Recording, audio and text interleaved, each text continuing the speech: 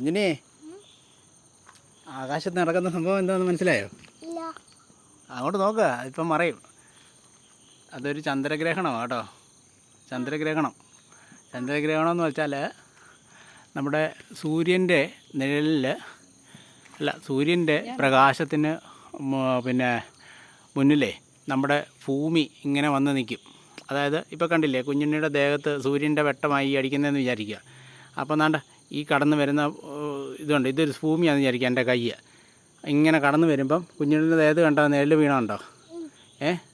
ഈ ഇതുപോലൊരു നിഴൽ ചന്ദ്രൻ്റെ മണ്ടയ്ക്ക് വീണ് കഴിയുമ്പോൾ ചന്ദ്രനെ പൂർണ്ണമായിട്ടും കാണാതാവും. ആ ഒരു സംഭവമാണ് അതുകൊണ്ട് ആകാശത്ത് നടന്നുകൊണ്ടിരിക്കുന്നത് കേട്ടോ.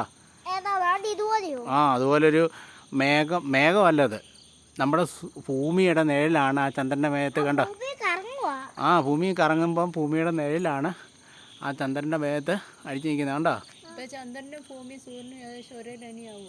ചന്ദ്രനും ഭൂമിയും സൂര്യനും ഏകദേശം ഒരേ ലെവലിലാണ് നിൽക്കുന്നത്. ഇപ്പോൾ ആയിക്കൊണ്ടിരിക്കുക. രാത്രി ഒരു 10-11 ആകുമ്പോഴത്തേക്ക് ഫുള്ളായിട്ട് മറയ്ക്കും കേട്ടോ. അപ്പോൾ കുഞ്ഞുണ്ണി പറയത്തില്ലയോ, പിന്നെ ഇത് നമ്മുടെ എന്തുവാ പ്ലാനറ്റ്സിൻ്റെയൊക്കെ പേര് പറയത്തില്ലയോ? അതിലൊന്ന് പറഞ്ഞേ കേൾക്കട്ടെ.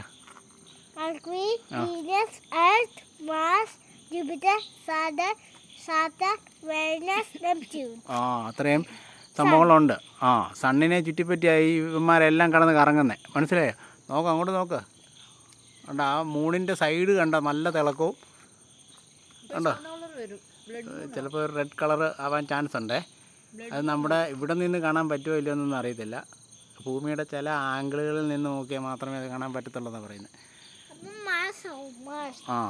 അപ്പോൾ അതാണ് സംഭവം. കണ്ടോ? സൂര്യൻ്റെ റെഡ് ലൈറ്റ് മനസ്സിലായോ? അതാണ് ചന്ദ്രഗ്രഹണം. ഇപ്പോൾ കുഞ്ഞുണ്ണിക്ക് മനസ്സിലായോ എന്തോ സംഭവം എന്ന്? നമ്മുടെ ഭൂമിയുടെ നിഴൽ അതാണ്ട് ആ റാ പോലെ എങ്ങനെ കണ്ടോ? വെള്ള കളറല്ലാത്തടത്ത് ബ്ലാക്ക് കളർ ഉണ്ട്, ഒരു റാ പോലെ ഇങ്ങനെ വരുന്നേ. അത് ഭൂമിയുടെ നിഴലാണ്.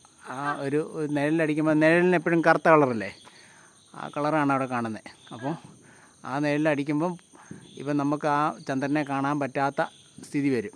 ആ വെളുത്തിരിക്കുന്ന ഭാഗം എന്താണെന്നറിയാമോ? ചന്ദ്രൻ്റെ കളറല്ലത്. ആ സൂര്യൻ്റെ പ്രകാശം അവിടെ പതിക്കുമ്പം അത് വെളുത്ത് കാണുന്നതാണ്. മനസ്സിലായോ? അതാണ് സംഭവം. പടാ. അപ്പോൾ ഇതൊക്കെ കണ്ട് പഠിക്കണം കേട്ടോ. ഇനിയുള്ള കാലത്തൊക്കെ ഉണ്ടല്ലോ, ഇതിനെക്കുറിച്ചൊക്കെ നമ്മൾ കൂടുതലായിട്ട് പഠിക്കാൻ പോവാം. ലോകം കേട്ടോ.